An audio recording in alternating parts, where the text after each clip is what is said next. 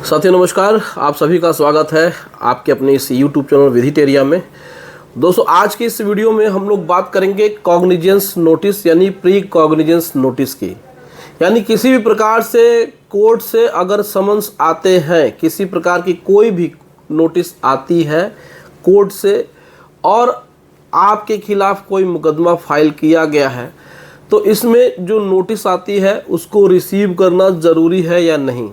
बहुत सारे लोग जो लोन डिफ़ॉल्ट कर देते हैं, अनसिक्योर्ड लोन स्पेशली, उसमें बैंक्स हो या एनबीएफसी कंपनी हो या फिर ऐप्स हो, वो डायरेक्ट आपके खिलाफ सीधे सीधे जुडिशियल मजिस्ट्रेट के कोर्ट में मुकदमा फाइल कर देते हैं, कंप्लेंट फाइल कर देते हैं।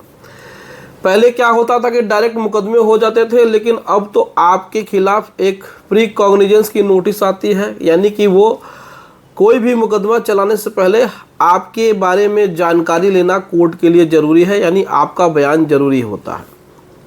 अब जब कोर्ट से नोटिस आती है तो लोग कन्फ्यूज़न में रहते हैं कि हमें इस नोटिस को रिसीव करना चाहिए या नहीं करना चाहिए। नोटिस रिसीव करेंगे तो क्या होगा और नहीं करेंगे तो क्या होगा।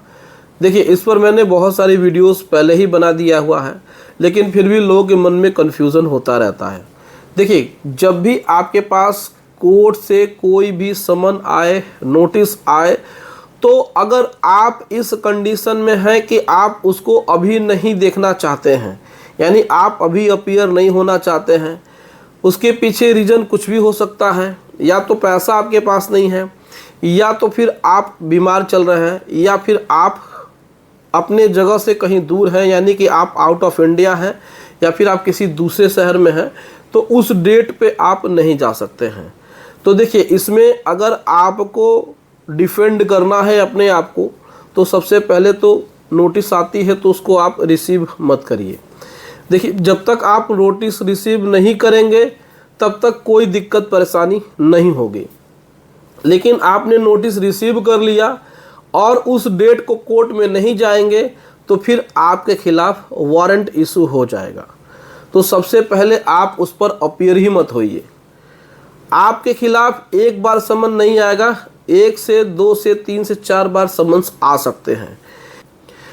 और उसमें जब नोटिस रिसीव नहीं हो रही है और एक स्टेज आता है कि कोर्ट देखती है कि भाई ये समन पे नहीं आ रहा है, तब वो आपके खिलाफ वारंट इशू करते हैं।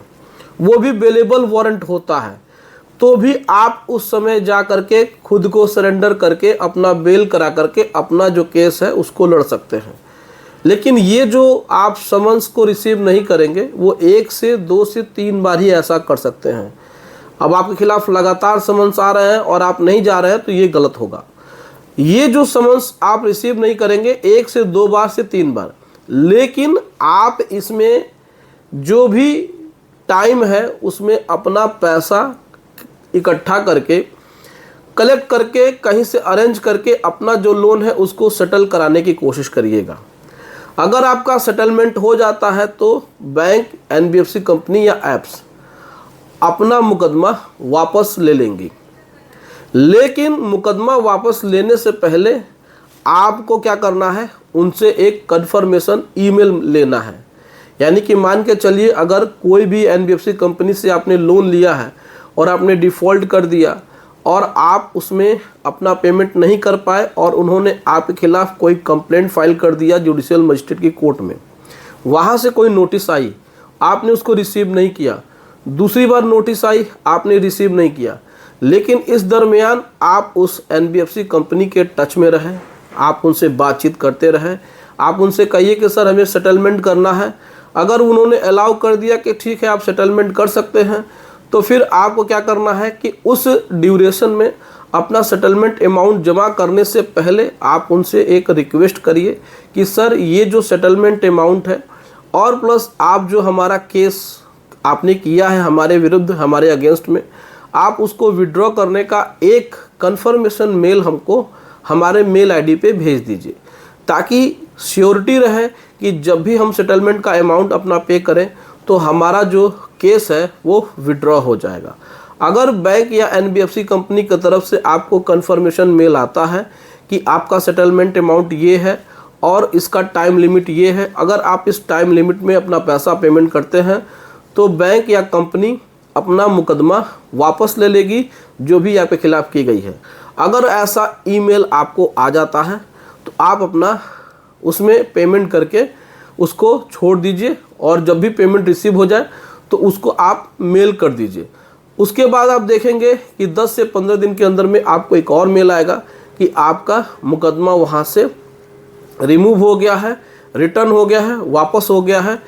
अगर नहीं होता है, अगर ऐसा नहीं होता है, आप एक बार जा कर के ई कोर्ट पे ऑनलाइन चेक कर सकते हैं। अगर स्टेटस दिखा रहा है तो फिर जो भी आपने पैसा पेमेंट किया है और जो भी आपके पास मेल आया हुआ है उन दोनों का प्रिंट करके आप जा करके उस कॉम्पिटेंट कोर्ट, उस जुडिशियल मजिस्ट्रेट कोर्ट में अपना फाइल कर लीजिएगा। वहाँ पे दिखा दीजिएगा कि हम लोग के बीच में सेटलमेंट हो चुका है, बावजूद इसके ये केस इन्होंने जारी रखा हुआ है। तो वहाँ पे फिर वो केस खारिज हो जाएगा, डिसमिस हो जाएगा। अगर वहाँ से नहीं होता है तो फिर आपको हाई कोर्ट जाना पड़ेगा। वहाँ से आप इसको 482 यानी जो आजकल BNSS की धारा 528 हो गया है, वहाँ पे इसको दर्ज करके उसको पूरा का पूरा मुकदमा ही आप क्वैश करा सकते हैं। तो ये पूरी की पूरी प्रक्रिया होती है नोटिस न रिसीव करने के संदर्भ में। लेकिन अगर एक बार आपने नोटिस रिसीव कर लिया और आप अगली डेट पे नहीं गए तो फिर आपके विरुद्ध वारंट इशू हो सकता है, और वारंट पे भी नहीं गए तो बेलेबल वारंट के अलावा आपके खिलाफ नॉन बेलेबल वारंट भी इशू हो सकता है और फिर आपकी मुश्किलें बढ़ सकती हैं। तो जब भी आपके पास नोटिस आए, कोर्ट से समन्स आए, तो आप सोचिए कि इसको रिसीव करना है कि नहीं करना है। मैंने आपको सारी प्रक्रियाएं बता दी हैं। तो दोस्तों वीडियो कैसी लगी आप हमें कमेंट करके ज़रूर बताएं। दोस्तों अगर आपको भी किसी प्रकार से लीगल एडवाइस की ज़रूरत है, लीगल सर्विस की ज़रूरत है, लोन संबंधित, चाहे वो सिक्योर्ड हो चाहे वो अनसिक्योर्ड हो, चाहे DRT का मैटर हो चाहे हाई कोर्ट का मैटर हो, आप हमारे स्क्रीन पे दिए हुए व्हाट्सएप नंबर पे संपर्क कर सकते हैं। अपनी प्रॉब्लम्स को वहाँ डिटेल में लिख करके भेज सकते हैं और आप हमसे लीगल सर्विस ले सकते हैं। ये एक चार्जेबल लीगल सर्विस है, इसमें किसी प्रकार से कोई तथ्य छुपाने वाली बात नहीं है। अगर आप कुछ चार्ज देते हैं तो आपको बेस्ट लीगल असिस्टेंस मिलेगा। तो दोस्तों मिलते हैं नेक्स्ट वीडियो में। Thank you so much. जय हिंद दोस्तों।